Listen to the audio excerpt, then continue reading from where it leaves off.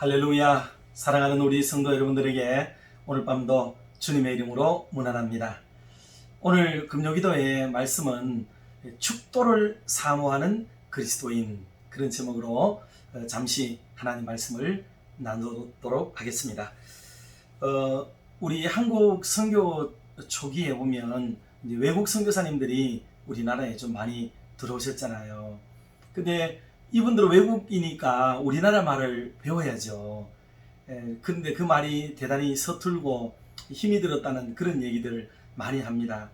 실상 우리도 외국 가서 외국말 하려고 하면 어눌하고 또 그 나라 사람들이 듣기에는 우스꽝스러운 표현들과 말투들이 아마 많으리라고 생각합니다.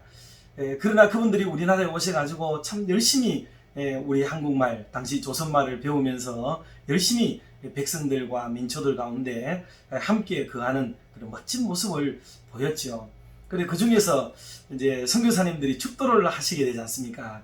그러면 두 손을 이렇게 들고 지금은 우리 주 예수 그리스도의 은혜와 이렇게 시작을 해야 되는데 이 한국말에 지금은 이라는 단어가 생각이 나지 않아서 다른 말로 했다 그러죠. 뭐라고 그랬다고요? 요새는 그랬다 하죠. 요새는 하고 그렇게 표현했다는 재밌는 얘기를 우리가 한두 번쯤은 또 다 들어보았을 법한 그런 얘기이기도 합니다.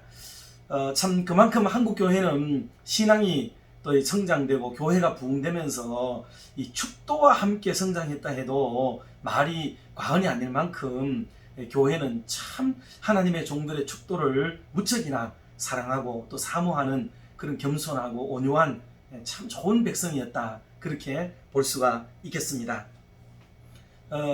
잘 아시다시피 이 축도는 오직 목사님들만 할 수가 있죠. 목사님들만 할 수가 있습니다. 그러다 보니 장로님들도 물론 축도는 하실 수가 없고, 그리고 또 우리 교육반일에 계시는 이제 부목사님들도 축도는 할 수 있지만 할 수 있는 기회가 잘 없고, 또 전도사님들이 옛날에는 대부분 목회를 하지 않으셨습니까? 그런데 전도사님들은 축복 기도를 할 수가 없죠.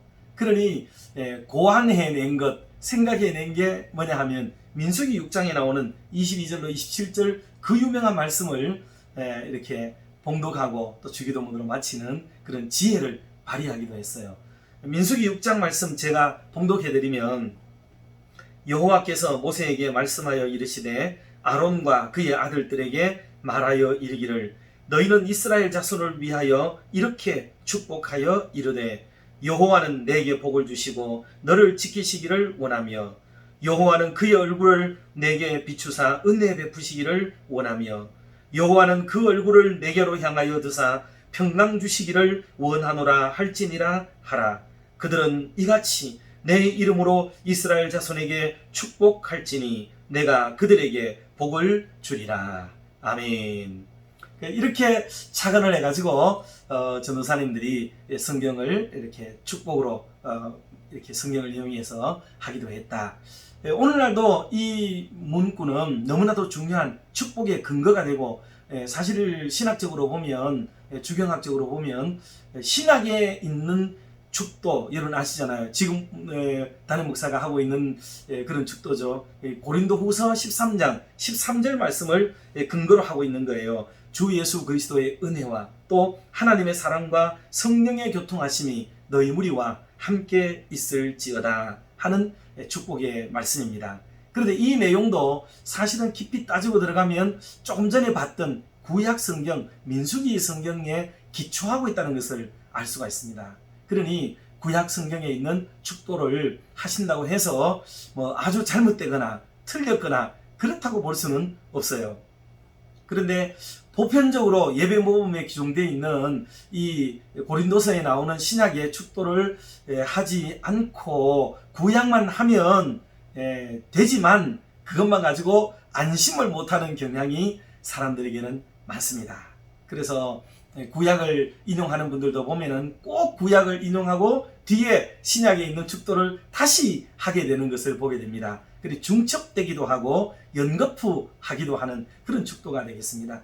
어쩌든지 저와 여러분 모두는 하나님의 복을 또 많이 사모하고 또 사랑하며 살아가는 사람들이기 때문에 또 축도를 많이 받으면 또 좋기도 하지요. 그런데 우리가 알아야 될 것은 축도와 축복기도는 같은 것인가 하는 거예요. 축도는 무엇이고 축복기도는 무엇인가? 과연 이 두 개는 같은 것인가 하는 내용을 잘 이해를 해야만 되겠습니다. 이거는 교단마다 조금 내용이 다르긴 해요. 그런데 일반적으로는 축복기도의 준말이 축도라고 생각을 할 수가 있습니다. 그런데 그렇지가 않습니다. 축도는 전혀 다른 거예요. 축복기도는 우리가 어느 누구라도 다른 이들을 위해서 복을 비는 기도죠. 복을 비는 기도. 그래서 하나님 저분에게 축복해 주세요. 저 사람에게 이렇게 복을 내려주세요. 저 사람에게 은혜를 입혀주세요. 뭐 하고 기도하는 모든 내용들은 다 축복 기도가 될 수가 있습니다. 이건 누구나 다 할 수가 있죠. 이거는 어린아이도 할 수 있고 평신도들 또는 직분자들, 중직자들 어느 누구든지 다 할 수 있는 기도가 축복 기도다 할 수가 있습니다. 하나님이 복을 주시기를 기도하는 거죠. 비는 거예요. 그런데 축도라고 하는 것은 그것과는 다릅니다. 축도는 복을 비는 행위가 아니고 이건 하나님 안에서 약속 안에서 하나님의 복이 이루어짐을 선포하고 그 언약을 그대로 드러내는 그런 표현으로서 축도를 하는 거예요. 그러니 이 축도는 축복 기도와는 완전히 다릅니다. 이걸 잘 이해를 하고 축도를 말하고 해야 되지, 축도를 그냥 어느 한 목사가 나에게 복을 빌고 있구나 이렇게 생각해서 할 수 있는 것은 아니다 하는 거예요. 그래 하나님의 언약과 그 신실한 말씀에 기초하고 그 권위에 기초해서 하나님의 그 복을 선포하는 것이다. 그렇게 생각하셔야 되겠어요. 이게 바로 축도의 의미입니다. 그러니 축도를 아무나 할 수가 없는 거죠. 아무나 못하고 축도는 오직 목사만 할 수가 있고 그렇습니다. 특별히 교회 안에서는 제도적으로는 담임 목사만 축도를 하게 되죠. 그리고 부교육자들에게 맡겼을 때는 또 물론 축도를 할 수 있는 자격이 있으시죠. 자격은 있어요. 그러나 축도를 한다는 것은 자신의 성도들에게 하는 거예요.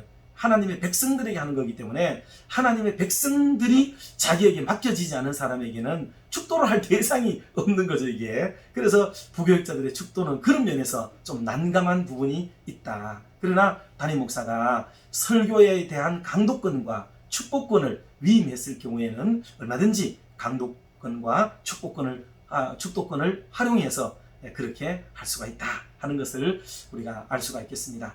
또 담임 목사라고 할지라도 이 축도를 오해해서 마치 축복 기도인 것처럼 오해를 해서 남발하는 경우도 많이 볼 수가 있습니다. 이것도 바람직한 일은 아니에요. 예를 들자면 마침 이제 우리 오늘 김상용 집사님의 장례를 치르는데 우리 교회가 어떤 장례가 생기게 되면 공식적인 예배를 드리게 되죠. 공식적인 예배라 하면 예컨대 입간, 발인, 하관 이런 예배는 공식적인 예배예요. 이게 이럴 때는 축도를 합니다. 그러나 위로 예배를 드린다든지 그냥 어떤 위문 예배를 드린다든지 하는 이런 공식적인 예배가 아닌 그런 예배를 드릴 때는 축도를 자제하는 것이 좋다.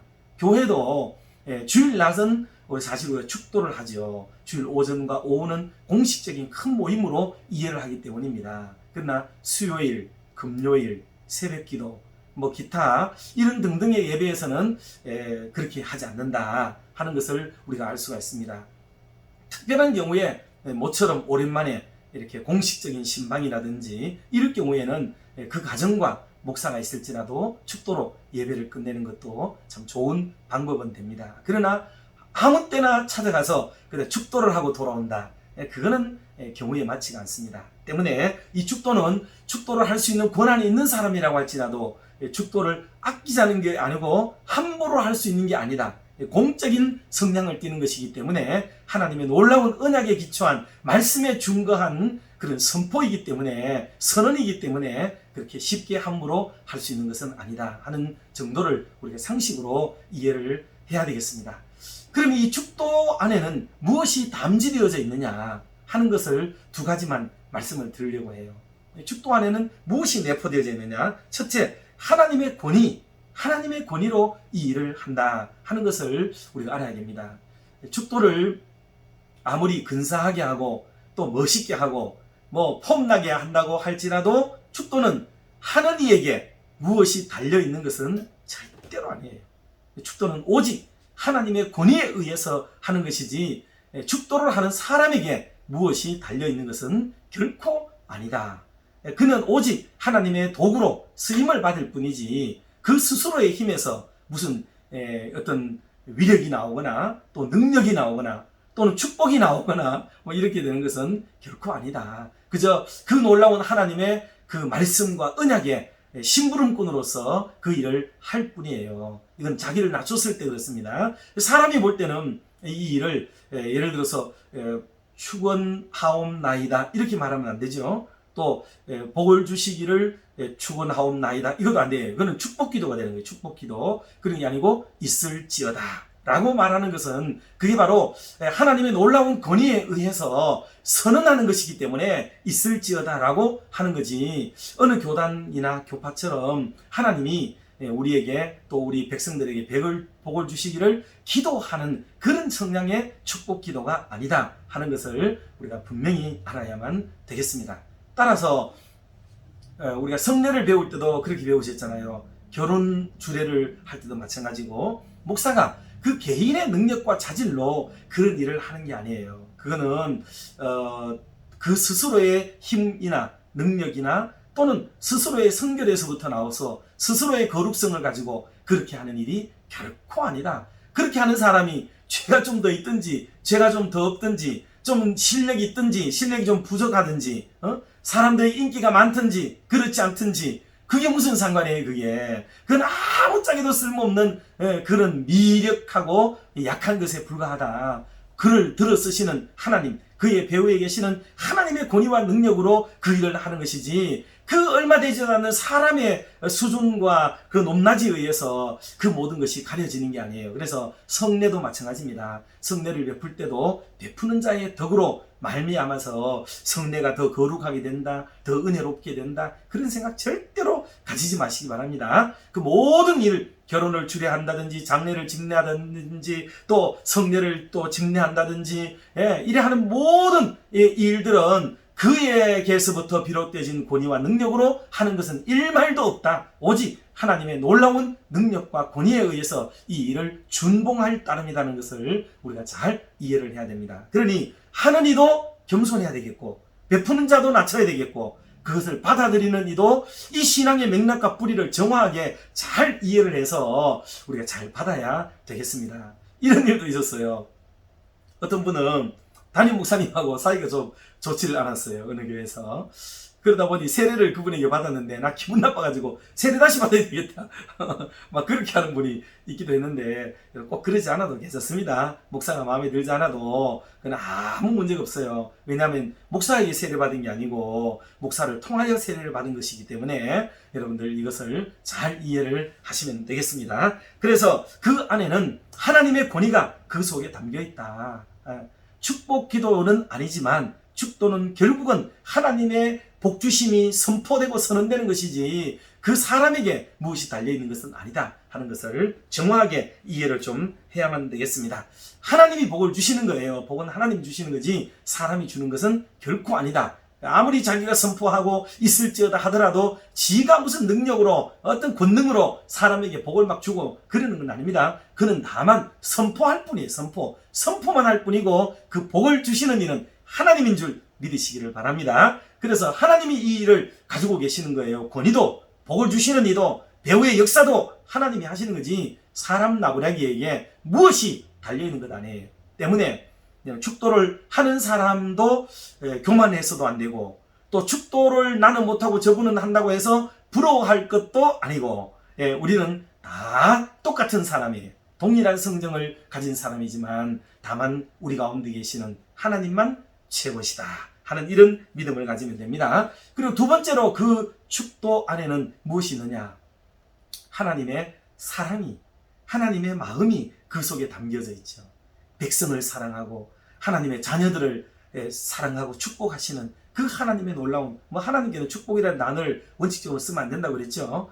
어감상 그냥 좋기 위해서 축복 그러지, 하나님은 복을 주시는 하나님이시지 복을 비는 하나님은 아니신 것을 우리가 잘 알고 있습니다. 그러나 관용적으로 쓸 때는 그냥 하나님이 축복하신다 이렇게 써도 알아들으면 되는 것이, 그거 말 장난하고 말 꼬투리 잡고 그럴 일은 아니니까 우리는 하나님의 축복 그렇게 말한다. 모르고 말하면 또 사용하면 좀 무식하다 볼 수는 있어도, 알면서 우리의 어떤 하나님의 사랑과 사모함을 더 증진시키기 위한 효과를 노리기 위해서 의도적으로 쓰는 말들은 조금 감안의 여지가 있다 볼 수가 있겠습니다. 그래서 하나님이 그 백성을 사랑하고 아끼는 마음이 그 속에 고스란히 담지되어져 있는 게 여러분 축도예요. 그래서 옛날부터 성도들이 예배에 지각하더라도 어때요? 축도는 꼭 받아야 되겠다. 아무리 바빠도 축도는 받고 나가겠다. 이런 마음들이 있었다 그러잖아요. 그만큼 훌륭한 믿음을 가졌던 거죠.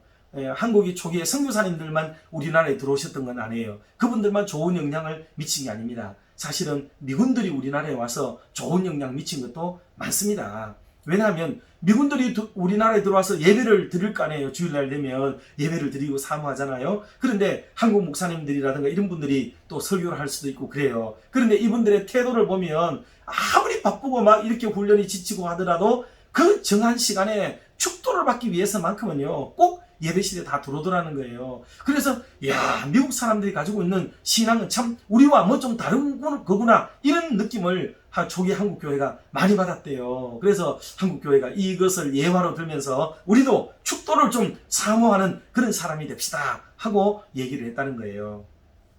우리 교회도 혹시 예배 마치자마자 목사가 축도하고 있는 동안에 살살 도망가는 분이 있는지 모르겠어요. 여러분 그러지 마시고 축도를 사모하십시오. 축도를 많이 사모하면 하나님의 그 선언이 오늘 우리에게 복이 되고, 또 우리의 가정과 우리의 일터와 우리의 교회 안에 놀라운 은혜로 우리에게 다가오게 될 줄로 믿으시기를 바랍니다. 성경 곳곳에서는 하나님이 우리 백성들에게 대한, 자녀들에 대한 사랑이 얼마나 많이 담지되어져 있는지 열거할 수가 없을 만큼 하나님은 우리를 사랑하고 계시다는 것을 알 수가 있습니다. 특별히 출애굽기에 보면 여호와로라 여호와로라 자비롭고 은혜롭고 노하기를 더디하고 인자와 진실이 많은 하나님이로다. 아멘. 그리고 시편 86편에 가면 그러나 주여 주는 긍휼히 여기시며 은혜를 베푸시며 노하기를 더디하시며 인자와 진실이 풍성하신 하나님이시오니 내게로 돌이키사 나를 긍휼히 여기소서. 주의 종에게 힘을 주시고 주의 여종의